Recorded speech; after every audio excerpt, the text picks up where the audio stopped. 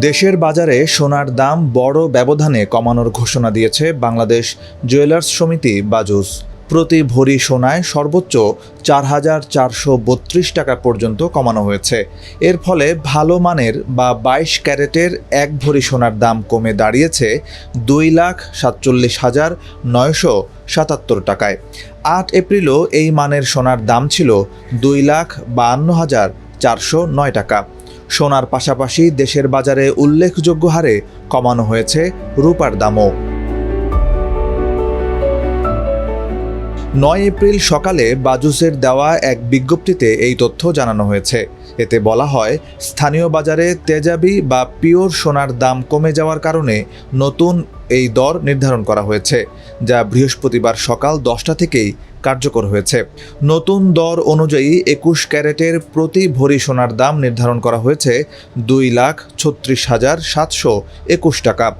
এছাড়া ১৮ ক্যারেটের প্রতি ভরির দাম ২,০২,৮৯৫ টাকা এবং সনাতন পদ্ধতির প্রতি ভরি সোনার দাম ১,৬৫,২৭৯ টাকা নির্ধারণ করা হয়েছে। সোনার দাম কমানোর পাশাপাশি রূপার দামেও নতুন করে সমন্বয় এনেছে বাজুস। নতুন নির্ধারিত দাম অনুযায়ী ২২ ক্যারেটের এক ভরি রূপার দাম এখন ৫,৭১৫ টাকা।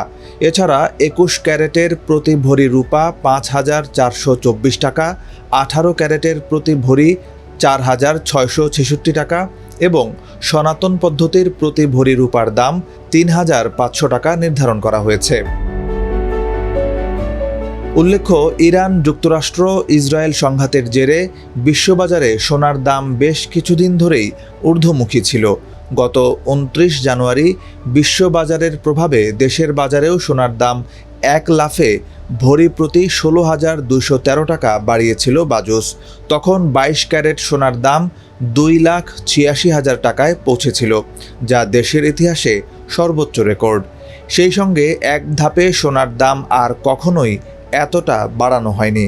এরপর থেকে বিশ্ববাজারের সঙ্গে সমন্বয় করে স্থানীয় বাজারে সোনার দাম নিয়মিত ওঠানামা করছে।